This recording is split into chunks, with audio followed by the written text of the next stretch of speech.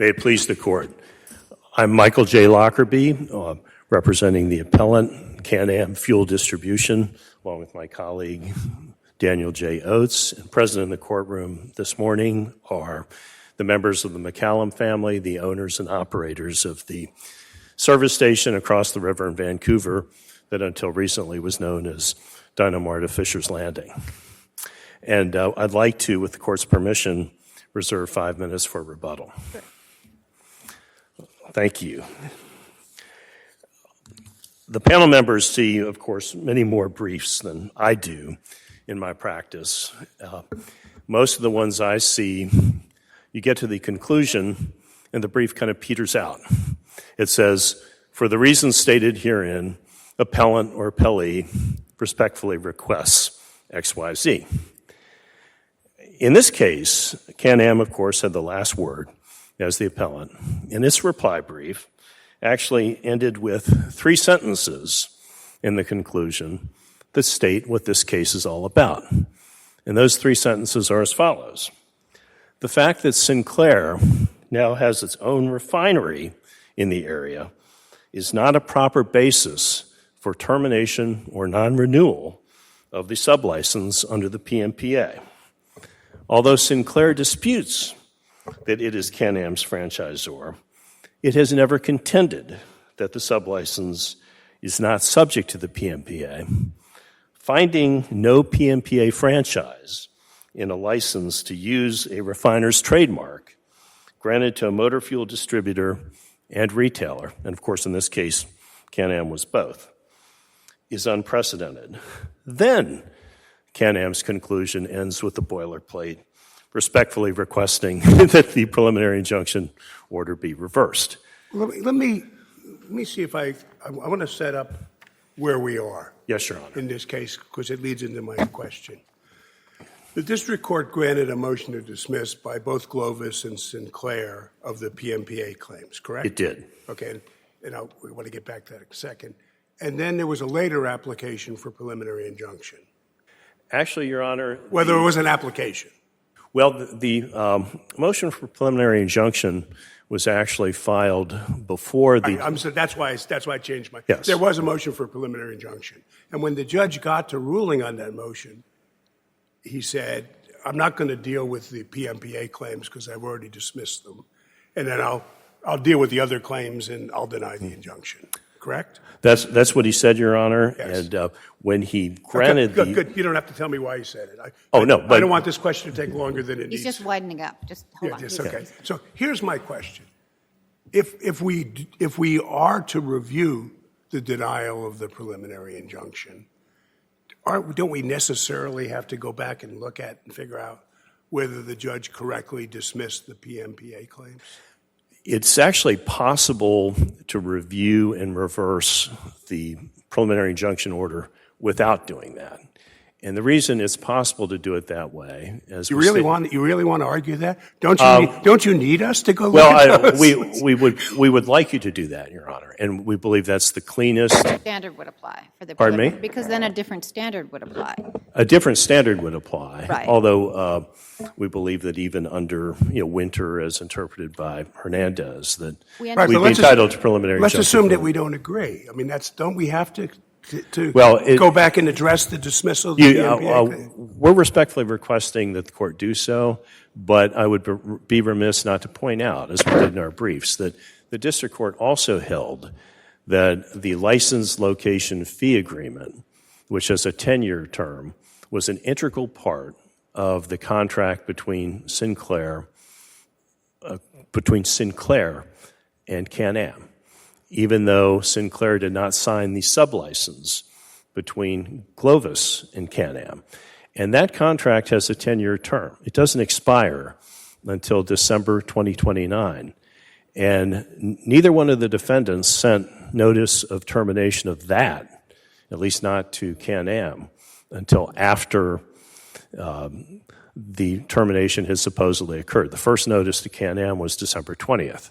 Can I cut to the chase? What we've got here is an appeal from a denial of preliminary injunction. And the denial of preliminary injunction issue, the only issue addressed by the court was the preliminary injunction request under the state law CPA/FIPA. That is to say, the court was not directly addressing anything having to do with the PMPA. How do I get to any question dealing with the PMPA, which is what I want to get to, because I think the district court made a mistake in interpreting the PMPA. Well, Your Honor, we respectfully contend that the court has pendant jurisdiction to review the Rule 12b-6 order, not in its entirety, but simply its conclusion that the PMPA doesn't apply. And the standard, of course, is set forth not only in the Supreme Court's decision in Swint, but also this court's decision in Arc of California. And the issue is whether the pendant claim, the Rule 12b-6 claim, is inextricably intertwined with the preliminary injunction order. Right. So that's the part we know. So could you apply that rule for us, please? I can. And they are inextricably intertwined here for a number of reasons. Yes, of course, the standard for a preliminary injunction is different than the standard for a Rule 12b-6 motion, but the rationale of both decisions is, to use the court's words in Arc of California, the self-same reason. And but for the court's finding that the PMPA did not apply, there would have been no basis for granting a preliminary injunction in favor of Sinclair and no basis for denying. Well, but we're only at the motion to dismiss stage here. We have no idea what the evidence would be at a preliminary injunction hearing. So I'm not sure that we need to get to who should win at a preliminary injunction hearing stage. The issue for me is the judge, in part, denied the preliminary injunction because he didn't think you had stated a claim under the PMPA. If you have, we ought to go back to the judge and say, okay, that's not a reasonable basis for denying. Go conduct whatever proceedings you need to conduct with respect to the PMPA claims. I'm not sure we can conclude at this point that you should win under those claims or that there's no basis for not granting Sinclair's motion. All we know is that the judge refused to address those claims at the preliminary injunction stage, right? And the court doesn't need to decide that so at this point. As to those claims, I want to cut. Judge Fletcher is trying to cut to the chase, so I'm going to try to cut to the chase too. Let me give you a thesis. And with respect to Glovis, as I read the statute, it requires that Glovis obtain gasoline from the refiner, which is to say Sinclair. And everybody agrees that's not the case here. So why wasn't the judge correct in dismissing your claims against Glovis? The PMPA claims.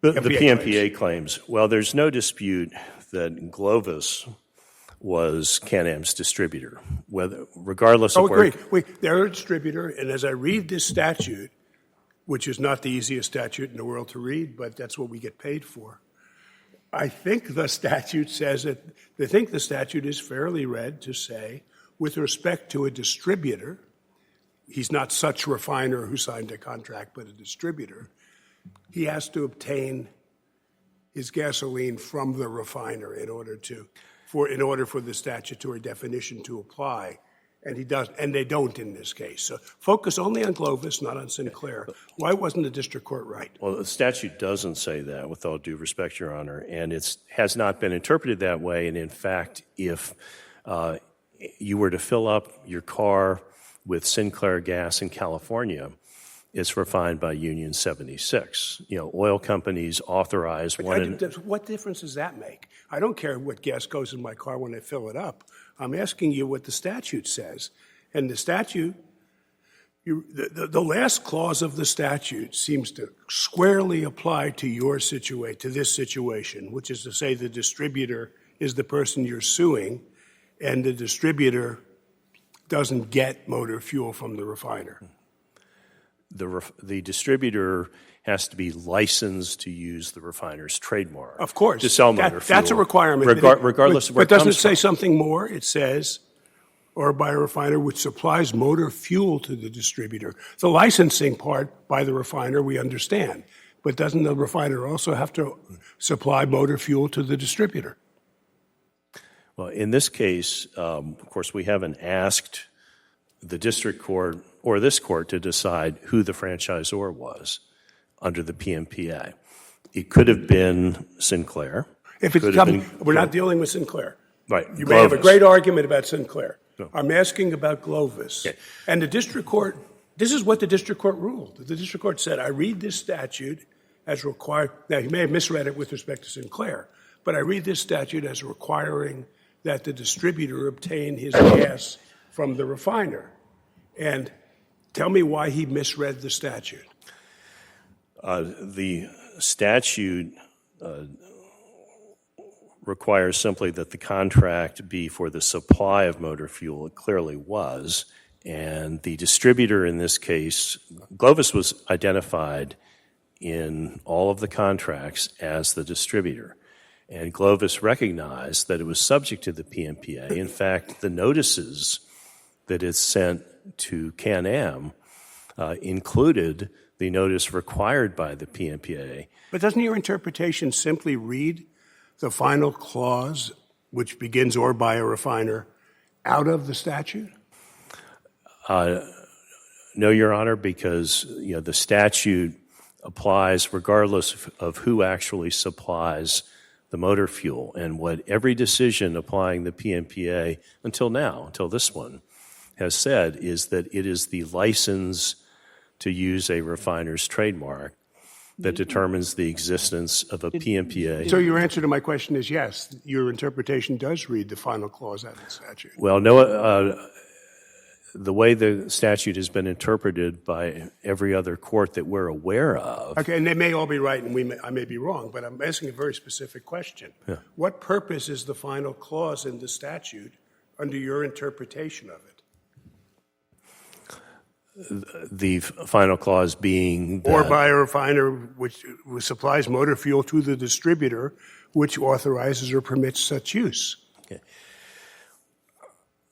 The statute and the contracts between the parties allow them to use agents. Absolutely, we all agree about that. And that's what they do. And so I'm just trying to figure out whether they meet the definition of franchise under the statute. And the statute has a provision defining what a franchise is. And the last clause, if it doesn't apply to Glovis, would never apply to anybody, would it? Would apply to anybody? Yeah, I mean, it would be completely unnecessary. No, it wouldn't apply to anybody. It applies only to a distributor like this one that had a license from a refiner, in this case Sinclair, to sell motor fuel. Okay, but the last clause also requires that the refiner supply motor fuel to the distributor. And so I'm trying to figure out, under your reading of the statute, do those words have any meaning? The refiner can allow a third party to Of course supply. he can. That's not the question. The question is whether or not that meets the definition of a franchise under this statute. They're allowed to set up their arrangements however they want. I'm not sure you're helping me get past my concern that I think Glovis is in a different situation than Sinclair. Well, in this case, Sinclair controlled the license, controlled the trademark, and rather than supply the motor fuel itself, allowed Glovis to buy the fuel from a third party because Sinclair at the time did not have refining capacity in the PNW. Just as a factual matter, Glovis is always delivering fuel that is not Sinclair fuel. Well, the fuel was never refined by Sinclair, but the fuel also was never actually delivered by Glovis either. Right. And when the parties signed the contract, they agreed that a third-party distributor here in the Pacific Northwest could deliver the fuel. Glovis collected millions of dollars for it, but it never actually delivered the fuel. And the contract also said, and this is unusual, but it says this, it says that the sublicense will remain, or the sublicense obligates Can-Am to buy motor fuel from Glovis only while Glovis is actively involved with the arrangement. So if Glovis were no longer actively involved, Can-Am could still purchase from the same local distributor, and the contract would remain in place. And that's exactly what happened here after Glovis breached and stopped performing in Counselor, July of 2023. Did you want to save any time because you're out of time? I saved reserved time for rebuttal. But you didn't. You just went through it. So I'm going to ask you to stop there. See, I'll ask you to stop there, and we'll put 2 minutes on the clock when you come back. all right, wonderful. Thank you, Your Honor.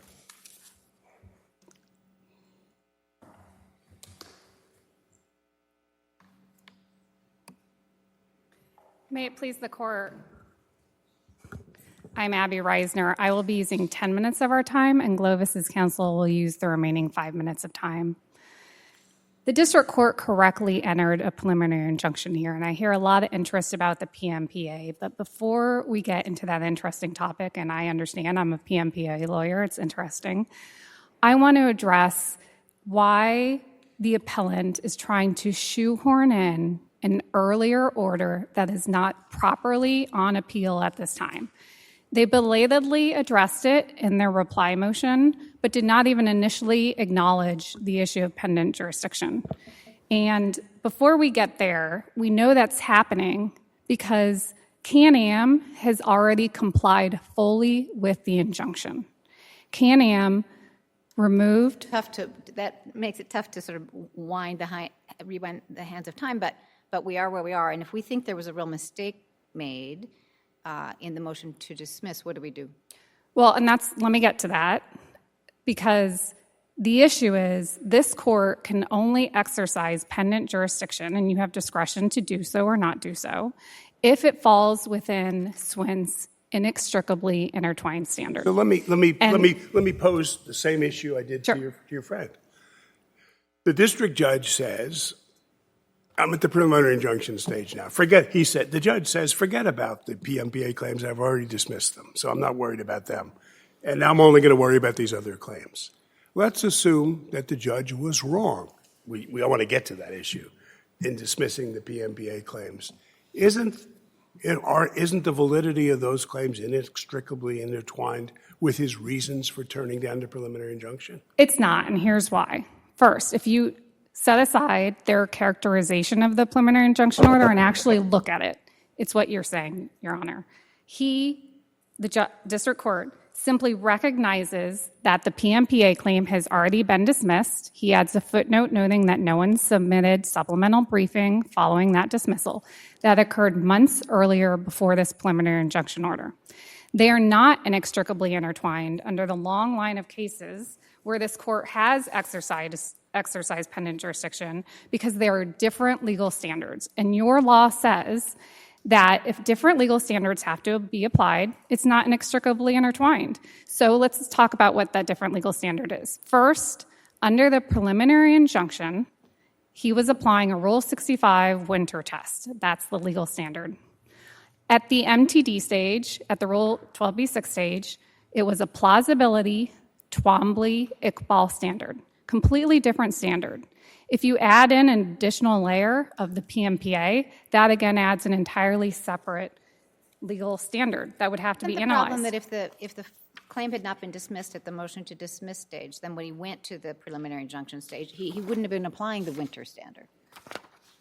If the PMPA claim had still been live at the preliminary injunction stage, he potentially would have been applying a different standard, but it wasn't. But isn't that why they're intertwined? Isn't that the problem? At the top of the decision tree, when we get to the preliminary injunction stage, if we think that the claim shouldn't have been dismissed at the 12b6 stage, it seems to me there's a problem. And we don't know what the judge would have done had the other standard been applied. But that essentially is saying that any time a court subsequently in a case reaches a summary judgment point, a Daubert point, a motion in limine point, that they have to pause and reconsider the legal framework for issues that have previously been dismissed, and that simply isn't what inextricably intertwined means. These cases from the court, Hilton and Armstrong, have said that if the court can consider and make clear that the properly appealable order can be resolved, that's the preliminary injunction order here, without resolving the pendant order, they are not inextricably intertwined. That's my problem.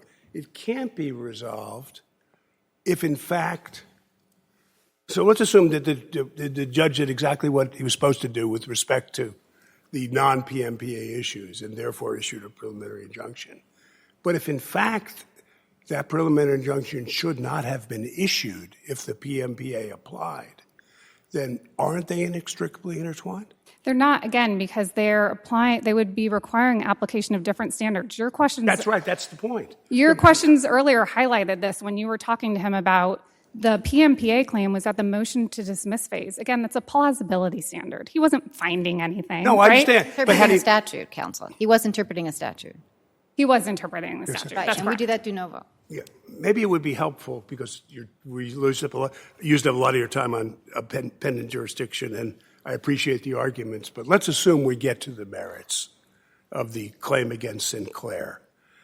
The judge said the claim against Sinclair fails because Sinclair didn't supply motor fuel to the plaintiff. And it seems to me that when we deal with Sinclair, who would be such refiner under the definition, the last clause, which is the only clause that talks about supplying motor fuel, doesn't apply. Could you address that? Are you referring to the questions that you were asking appellant? Well, no, I was asking him a different. I was asking him with respect to Glovis. Now I'm asking a question with respect to Sinclair, which is the refiner. And as I read the statute, because the last words before the phrase that begins "or by a refiner" talk about such refiner, that's a refiner with a contract. And the district court found there was a contract between Sinclair and the plaintiff. And it was a contract under which they could use your trademark. And so it seems to me that the statute therefore applies without any requirement that you also supply them with fuel. Tell me why I'm wrong.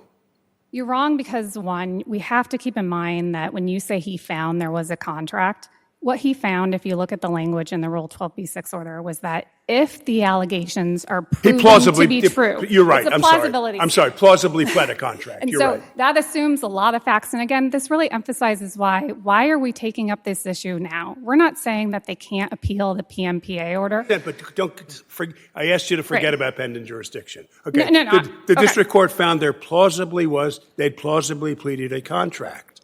And I'm asking you why a contract to use the trademark. I'm asking you why, under the definition in the statute, that's not enough to make a plausible allegation that Sinclair is a franchisor. Because the PMPA does not establish a relationship between the refiner and the third-party three-tier relationship. Yeah, but you're arguing that the there's not a retailer. contract. See, the district court said they've plausibly pled that you entered into a contract with them through this various web of things. He may have been wrong on that, but we can't review it. I mean, we have to review it if we take this issue up. And so if he was right about that, then isn't it clear that there's not an additional requirement under the statute that you supply fuel to them, which was the basis for his ruling? Under 2801, if there is a contract and the refiner is permitting or authorizing the use of the trademark in the connection with the sale or distribution of motor fuel, which the district court concluded we were not. So that's what I'm getting. The district court concluded that the sale or distribution, the in connection with language implied that it had to be your gasoline. Correct. And now let's take the last clause. The last clause actually talks about supplying from the refiner to the distributor. And so I don't understand how we can read the former clause as also importing that requirement. well, it's the language that the district court highlighted about in connection with the sale, consignment, or distribution of motor fuel. You know, there's a number of cases that talk about the essence of a franchise relationship, a PMPA franchise relationship, is a contract for the sale or distribution of motor fuel. That's Kermani. The Burke Oil case, I believe district court also cited, talks about a contract for the distribution of motor fuel. 28011B talks about a contract pertaining to supply of fuel, and so that's further down because those the were definitions. the facts. Those were the facts in those cases. But is there any case that says that it's not a franchise if the contract allows somebody else to bring the fuel to you, but you allow them to use your trademark? Well, the Burke Oil talks about that it requires the distribution of motor fuel. And Well, but there is a distribution of motor fuel. That's not the issue. The question is there any case that supports your position that this doesn't mean there's not a franchise if, although you give them permission to use your trademark, your contractual relations with them provide that the fuel is going to be supplied by somebody else? This is an unusual situation in the PMPA context, so I will acknowledge that there are not a lot of cases in this context. The Lasco case, actually cited by the appellant, however, notes that under a literal reading of the statute, the PMPA, a franchise could be said to exist between a retailer and a distributor only if an oil refiner whose trademark is being authorized for use actually supplies motor fuel. I like to consider that we take literal readings of statutes, right? That's our job. And so that is how the Lasco court interpreted the provision you're talking about. Counsel, you're out of time. Thank you. Thank you. We appreciate your help.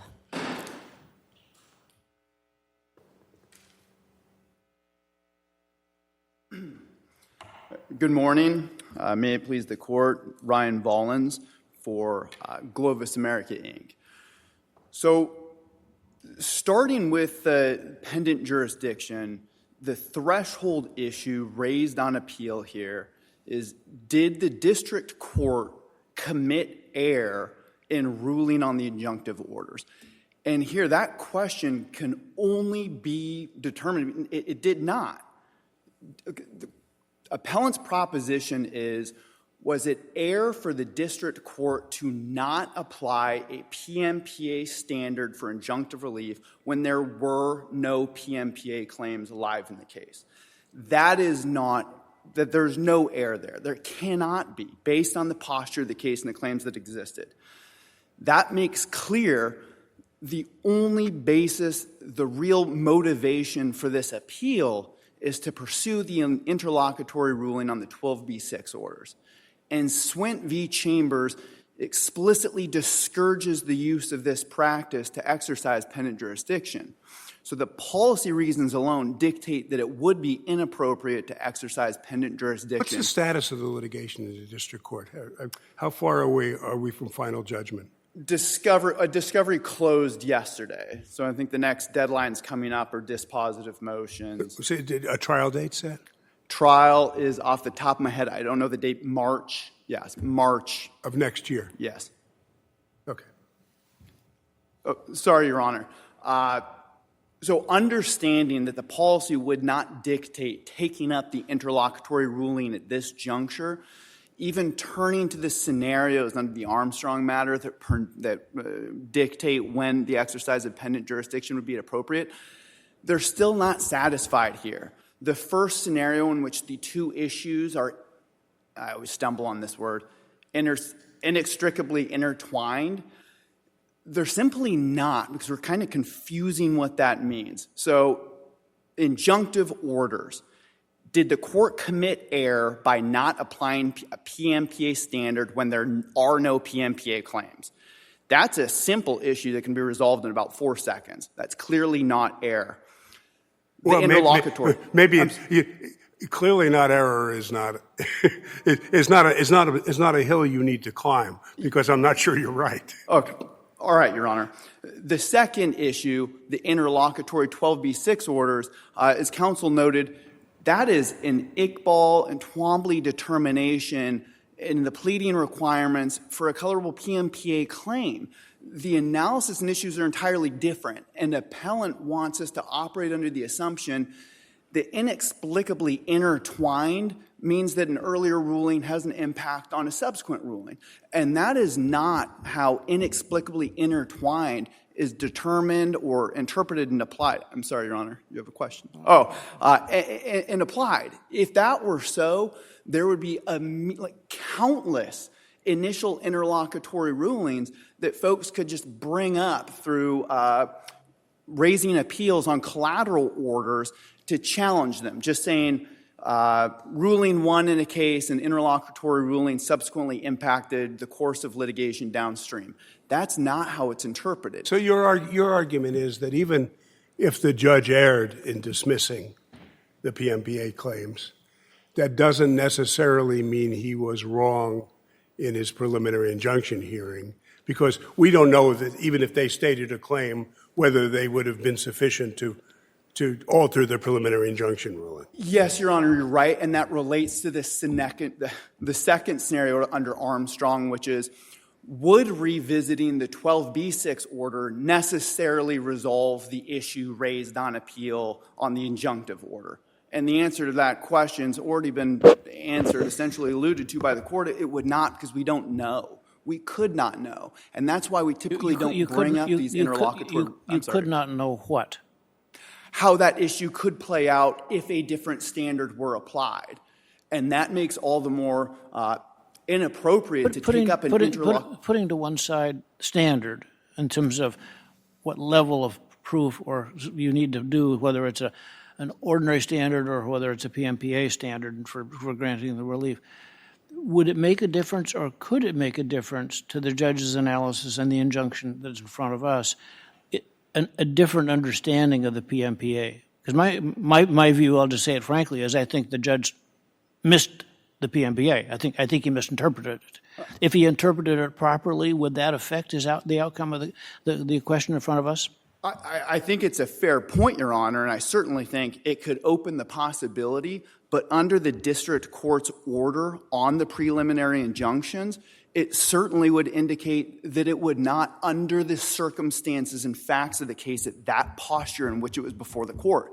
The station, had operated for X amount of time without the branding. Well, and at this juncture, it has debranded. It continues to facilitate getting its own fuel through space age. But the standard under the PMPA is quite different.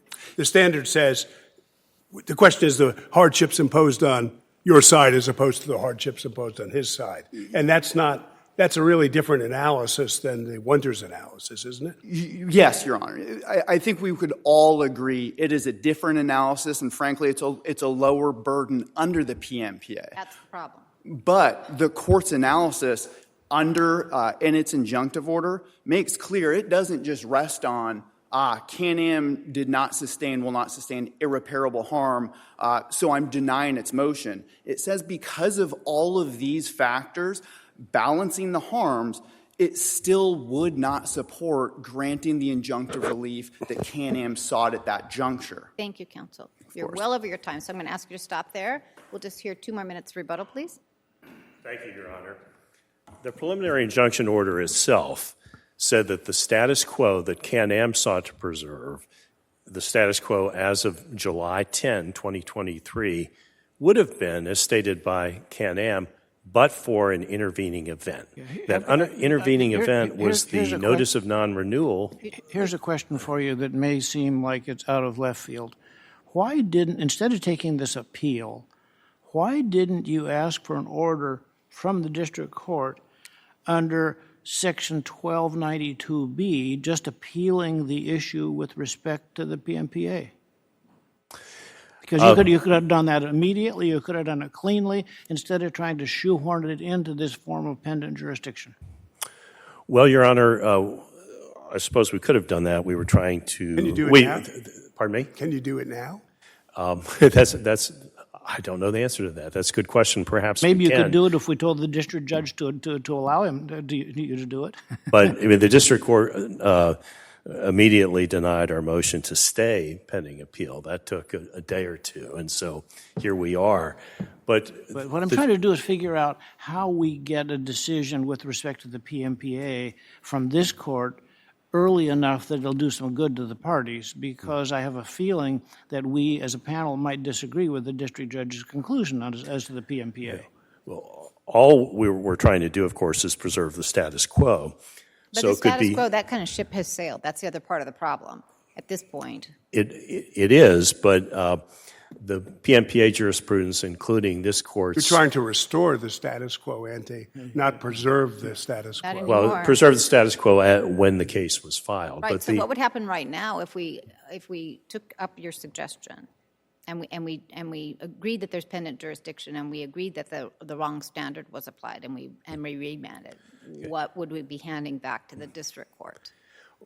the court's precedent, this court's precedent in Hilo says that the issue of market withdrawal cannot be resolved on preliminary injunction. It's an ultimate issue for trial. And That's the issue that the judge actually ruled on.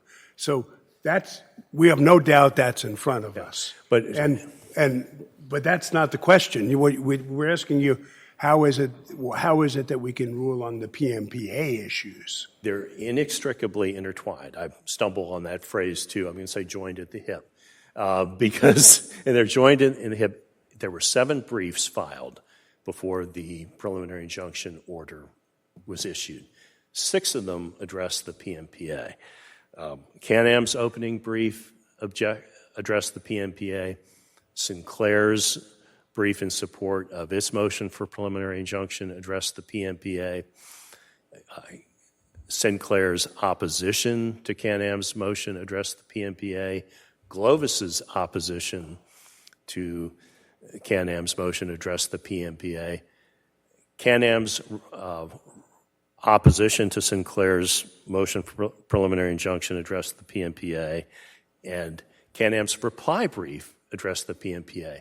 The only brief that didn't address the PMPA was Sinclair's reply brief because the district court's Rule 12b-6 order came out just before Sinclair's reply brief was due. So these are clearly inextricably intertwined, and the record shows that, no matter how much counsel may argue to the contrary. You're over your time. I am. We want to Thank thank you you all for your advocacy. We appreciate it very much. We're going to take this matter under advisement and stand in recess for the day, actually for the week. All rise.